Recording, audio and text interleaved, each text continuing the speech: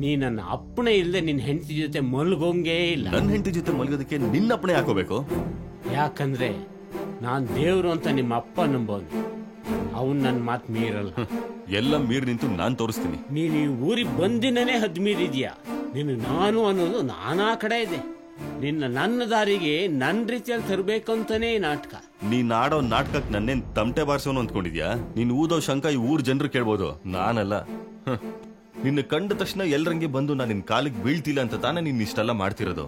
ಅದ್ ನಿನ್ ಕನ್ಸಲ್ಲೂ ಸಾಧ್ಯ ಇಲ್ಲ, ತಿಳ್ಕೊ. ನೋಡು, ನನ್ನ ಹೆಂಡತಿ ಜೊತೆ ನಾನು ಪ್ರಸ್ತಾವ ಮಾಡ್ಕೊಳ್ತೀನಿ. ಖುಷಿಯಾಗಿ ಸಂಸಾರ ಮಾಡಿ ತೋರಿಸ್ತೀನಿ. ಹೌದಾ? ಶಬಾಷ್. ಕೆಂಚ, ಸ್ವಾಮಿಗಳ ನೀವು ಇಷ್ಟೊತ್ತಲ್ಲಿ? ನಿನ್ ಮಗ ಸೊಸೆ ಎಲ್ಲಿ? ಅಲ್ಲಿ ಒಳಗವ್ರೆ. ಸದ್ಯ ಕೋಣೆಯಲ್ಲಿ ದೀಪ ಇನ್ನೂ ಆರಿಲ್ಲ. ಕೆಂಚ, ಮೊದ್ಲು ಅವರಿಬ್ರು ಹೊರ ಕರ್ಸು. ಯಾಕೆ ಸ್ವಾಮಿಗಳ, ಏನಾಯ್ತು? ಏನ್ ವಿಷಯ? ತಂದೆ ಬಂದಿದ್ದ. ಇವತ್ತು ಪ್ರಸ್ತುತ ಕಾರ್ಯ ನಡೆದ್ರೆ ನಿಮ್ ವಂಶನೇ ನಿರ್ವಂಶ ಆಗುತ್ತೆ ಅಂತ ಹೇಳೋದ. ಅವನ್ ಜಾತಕದಲ್ಲಿರೋ ದೋಷಗಳು ಹಂಗೆ ಇವೆ. ಶನಿ, ರಾಹು, ಕೇತು ಎಲ್ಲವೂ ಒಟ್ಟಿಗೆ ಒಂಟಿ ಕಾಲಲ್ಲಿ 8ನೇ ಮನೆಯಲ್ಲಿ ನಿಂತವೆ. ಯಾವ ಗಳಿಗೆಯಲ್ಲಿ ಏನ್ ಬೇಕಾದ್ರೂ ಹೆಚ್ಚು ಕಡಿಮೆ ಆಗ್ಬಹುದು. ಇಂಥ ಸಮಯದಲ್ಲಿ ಪ್ರಸ್ತುತ ಕಾರ್ಯ ಇಟ್ಕೊಂಡ್ರೆ ವಂಶ ಬೆಳೆಯಲ್ಲ ಕದ್ರು.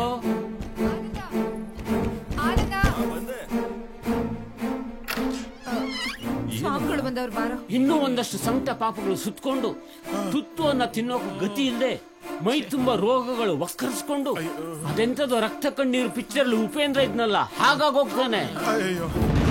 ಹೀಗೆಲ್ಲ ಆಗ್ಬಾರ್ದು ಅಂತಾನೆ ನಾನು ಪ್ರಸ್ತ ನಿಲ್ಸೋದಕ್ಕೋಸ್ಕರ ಓಡೋಡ್ ಬಂದೆ. ಅಯ್ಯೋ ಸ್ವಾಮಿಗಳೇ, ಸರಿಯಾದ ಟೈಮಿಗೆ ಬಂದು ನಮ್ ಮಾನ ಪ್ರಾಣ ಉಳಿಸಿದ್ರಿ. ನಿಮ್ಗೆ ಎಷ್ಟು ಸೇವೆ ಮಾಡಿದ್ರು ಸಾಲದು. ಸರಿ ಸರಿ, ನಾನು ಹೇಳೋವರೆಗೂ ನೀವು ಪ್ರಸ್ತುತ ಕಾರ್ಯ ಇಟ್ಕೋಬಾರ್ದು. ನಿಮ್ ಸಂಸಾರ ಚೆನ್ನಾಗಿರ್ಲಿ ಅಂತಾನೆ ನಾನು ಹೇಳ್ತಿರೋದು. ಮಾತನ್ನು ಮೀರಿ ನೀವು ತಪ್ಪು ಮಾಡಿದ್ರೆ ನಿಮ್ ವಂಶ ನಿರ್ವಂಶ ಆಗೋದು ಖಂಡಿತ.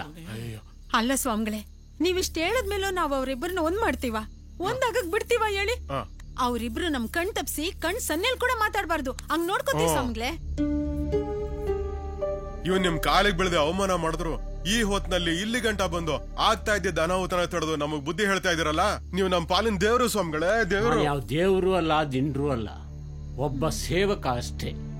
ಜನರ ಸೇವೆ ಮಾಡೋದೇ ನನ್ ಗುರಿ ಕಣ್ರಪ್ಪ, ಇನ್ನೇನು ಅಲ್ಲ. ಬರ್ತೀನಿ.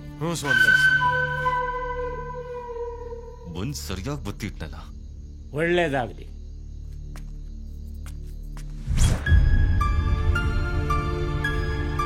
ಓಹೋ, ಹೊಸ ಮದ್ವೆ ಗಂಡು, ಹಸಿಮೈ. ಈಗ ಅರ್ಧರಾತ್ರಿ ಒಂಟೊಂಟಿಯಾಗಿ ಓಡಾಡಬಾರ್ದಪ್ಪ.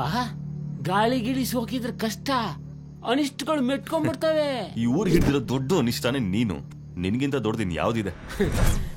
ನಿನ್ನ ಕೋಪ ಬಂದು ನಾನು ಹುಡ್ಕೊಂಡು ಬರ್ತೀಯ ಅಂತ ನನಗ್ ಚೆನ್ನಾಗ್ ಗೊತ್ತು. ನೀನೆಂತವನಂತಾನು ನನಗ್ ಚೆನ್ನಾಗ್ ಗೊತ್ತು. ಆದ್ರೆ ಪಾಪ ಈ ಊರ್ ಜನಕ್ ಗೊತ್ತಿಲ್ಲ. ನಮ್ಮಪ್ಪನಿಗಂತೂ ಅರ್ಥನೇ ಆಗ್ತಿಲ್ಲ. ಈ ಸಮಾಜದಲ್ಲಿ ಮುಖಗಳಿಗಿಂತ ಮುಖವಾಡಗಳಿಗೆ ಬೆಲೆ ಜಾಸ್ತಿ ಕಳ್ಳ. ಈ ಊರಲ್ಲಿ ನೀನ್ ಕಣ್ ಬಿಡೋ ಮುಂಚೆ ಬೇರ್ ಬಿಟ್ಟವ್ ನಾನು. ಇನ್ನು ಮುಂದೆ ನೀನು ಏನೇ ಜಲ್ಸ ಮಾಡೋದಿದ್ರು ನನ್ ಚೌಕದ ಒಳಗೆ. ನೀನ್ ಅಲ್ಲಾಡಿಸ್ದಂಗೆಲ್ಲ ಅಲ್ಲಾಡೋದಕ್ಕೆ ನಾನೇನ್ ತರಗೇಲೆ ಅಲ್ಲ. ನಿನ್ನಂತ ಪಾಪನ್ ಪಪ್ಪು ಸೋಂಪಾಪುಡಿ ಮಾರವ್ರನ್ನ ಬೇಜಾನ್ ಜನ ನೋಡಿದೀನಿ ನಾನು. ಒಂದಲ್ಲ ಒಂದಿನ ಇದೇ ಊರ್ ಜನರು ಮುಂದೆ ನಿನ್ನ ಮುಖವಾಡನ ಕಳ್ಚಿ ಬಣ್ಣ ಬಯಲ್ ಮಾಡಿ ಜನ್ಮ ಜಾಲಾಡಿ ನಿನ್ನ ತಟ್ಟಾಡೋಗ್ ನಾನ್ ಮಾಡ್ಲಿಲ್ಲ. ನನ್ನ ಹೆಸರು ಆನಂದನೇ ಅಲ್ಲ. ಅದು ನಿನಗೆ ಈ ಜನ್ಮದಲ್ಲೇ ಸಾಧ್ಯ ಇಲ್ಲ. ಯಾಕಂದ್ರೆ ನೀ ನನ್ನ ಅಪ್ಪಣೆ ಇಲ್ಲದೆ ನಿನ್ನ ಹೆಂಡತಿ ಜೊತೆ ಮಲ್ಗೋಂಗೇ ಇಲ್ಲ. ನನ್ನ ಹೆಂಡತಿ ಜೊತೆ ಮಲ್ಗೋದಕ್ಕೆ ನಿನ್ನ ಅಪ್ಪಣೆ ಹಾಕೋಬೇಕು? ಯಾಕಂದ್ರೆ ನಾನ್ ದೇವ್ರು ಅಂತ ನಿಮ್ಮ ಅಪ್ಪ ನಂಬೋನು. ಅವನ್ ನನ್ನ ಮಾತು ಮೀರಲ್ಲ. ಎಲ್ಲ ಮೀರ್ ನಿಂತು ನಾನ್ ತೋರಿಸ್ತೀನಿ. ನೀನ್ ಈ ಊರಿಗೆ ಬಂದಿನೇ ಹದ್ ಮೀರಿದ್ಯಾ. ನಿನ್ನ ನಾನು ಅನ್ನೋದು ನಾನಾ ಕಡೆ ಇದೆ. ನಿನ್ನ ನನ್ನ ದಾರಿಗೆ ನನ್ನ ರೀತಿಯಲ್ಲಿ ತರಬೇಕಂತಾನೇ ನಾಟಕ.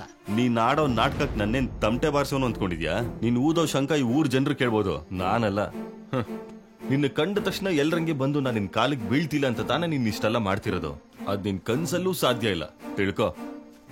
ನೋಡು, ನನ್ನ ಹೆಂಡತಿ ಜೊತೆ ನಾನು ಪ್ರಸ್ತಾವ ಮಾಡ್ಕೊಳ್ತೀನಿ. ಖುಷಿಯಾಗಿ ಸಂಸಾರ ಮಾಡಿ ತೋರಿಸ್ತೀನಿ. ಹೌದಾ? ಶಬಾಷ್. ನಿನ್ನ ಮಾತಿನ ಮೇಲೆ ನೀನ್ ನಿಂತ್ಕೋ. ನನ್ ಕನ್ಸಲ್ಲಿ ಏನೇನ್ ನಡೆಯುತ್ತೆ ಅಂತ ನೀನೇ ನೋಡುವಂತೆ.